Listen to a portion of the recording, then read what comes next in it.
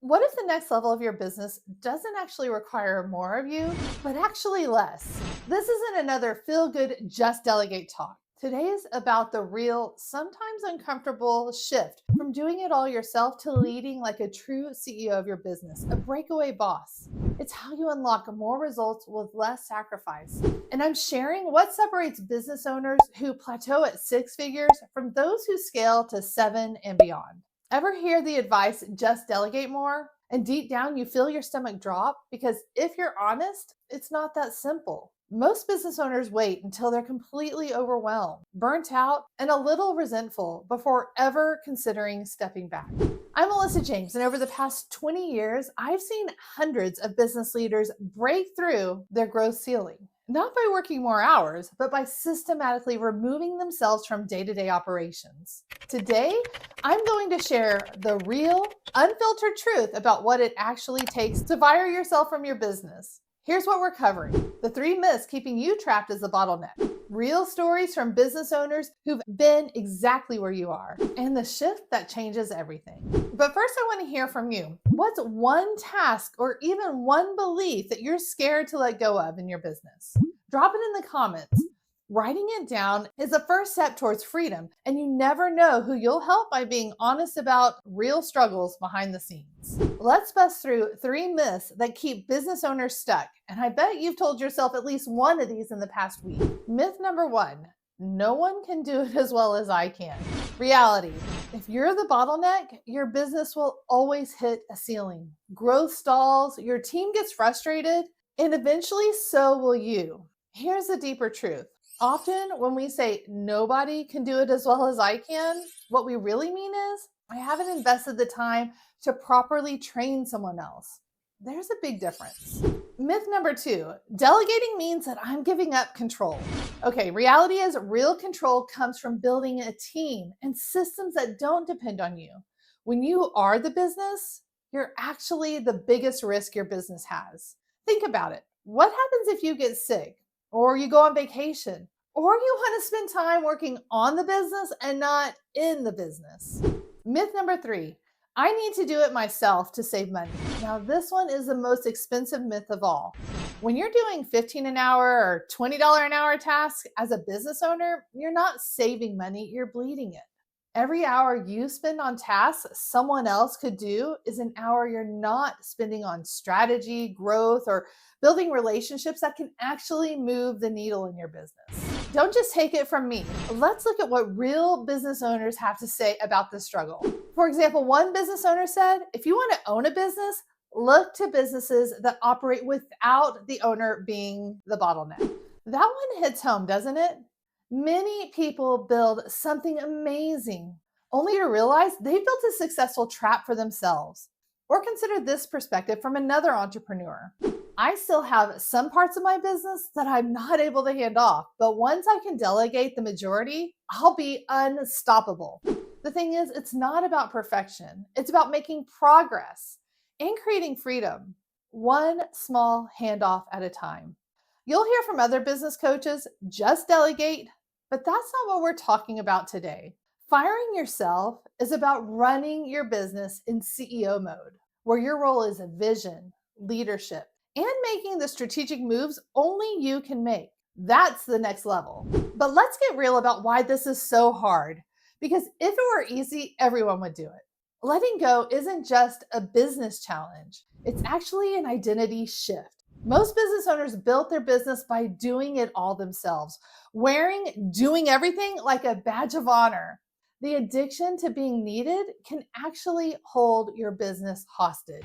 Think about it. When you're the only one who can do something, you've created a single point of failure. Your business becomes as strong as your weakest moment, your worst day, or your most stressed out hour. There's something psychologists call loss aversion. We're hardwired to fear losing something more than we value gaining something. So even though you know building a team, establishing structures in your business could give you more time, freedom, and growth, the fear of losing control or quality can feel bigger than the potential gain.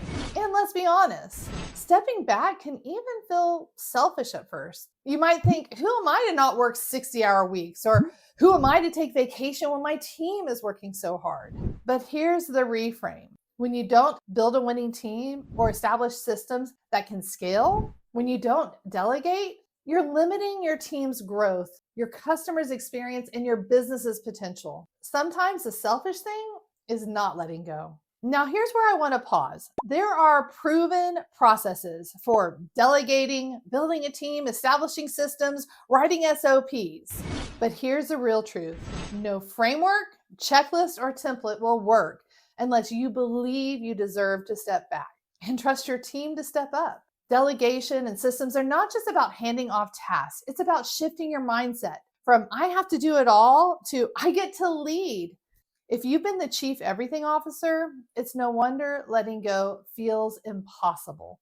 But firing yourself is about shifting into CEO mode. That means building systems, empowering your team, and creating space for yourself to lead, not just to do. So this week, I'm not asking you to overhaul your entire business. Instead, just notice what's one task you wish that you could let go of. What's really holding you back? Is it trust, control, or maybe just a habit? That's where the real transformation starts. When you're ready for practical how-to, my ACT delegation model is there for you. But the most powerful shift? Believing you're allowed to break away from doing it all and truly step into your leadership. Let's look at an example from a business owner because this challenge is so common. One marketing agency founder wrote that she insisted on personally reviewing every single piece of content before it went out. She said, I built this reputation. If I don't check it all, the quality just won't be the same. Sound familiar? She described working 70-hour weeks with a team of 5, consistently waiting on her approval. And no real vacation in years. She was proud of her high standards, but also exhausted and quietly resenting her business. Her breakthrough moment came when she decided to start letting go, one client's content calendar at a time. The first few handoffs weren't perfect. There were mistakes and tough conversations. But with honest feedback and some trust, her team members started to thrive. She later shared that over the next few months, she was finally able to step back. Her revenue grew and her team became more creative and more engaged than ever. She realized I wasn't just holding back my own growth, I was holding back theirs. Letting go was hard, but it was the best decision I ever made for my business and my life. This is the kind of transformation that happens, not overnight, but one courageous step at a time, when you're willing to fire yourself.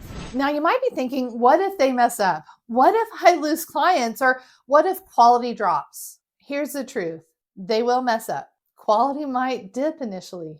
You might even lose a client, and that's okay. That's part of the process. There will be bumps. That's not a failure. It's how you and your team grow. The real question, are you ready to break away from the old? Are you ready to embrace a new season of leadership and freedom? Firing yourself doesn't mean stepping back and disappearing. It means stepping up and leading differently. That's how you become a breakaway boss. And that's how your business starts working for you. If you're ready for CEO mode, I'm here to help you get there. Here's your permission and your action plan. This week, don't force yourself to hand off your biggest project. Start small. Pick one task that you do regularly but don't love. Maybe it's data entry, maybe it's scheduling, maybe it's initial client outreach. Get curious about what's holding you back. Is it trust, a fear of losing control, perfectionism, or maybe it's just a habit? Let me know in the comments what's one thing you wish you could let go of in your business, even if you're not ready yet. Or if you've already fired yourself from something, what happened next? Let's support each other with some real talk. If you found this helpful, please hit the like button. It helps me reach more business owners who need to hear this. Subscribe if you haven't already, and share this with a fellow business owner who's ready to lead differently. Remember, your business should fuel your life, not consume it. You don't have to do it all, and you're not supposed to. The strongest leaders aren't the ones who do everything. They're the ones who empower others to do their best work. You've got this. See you next time.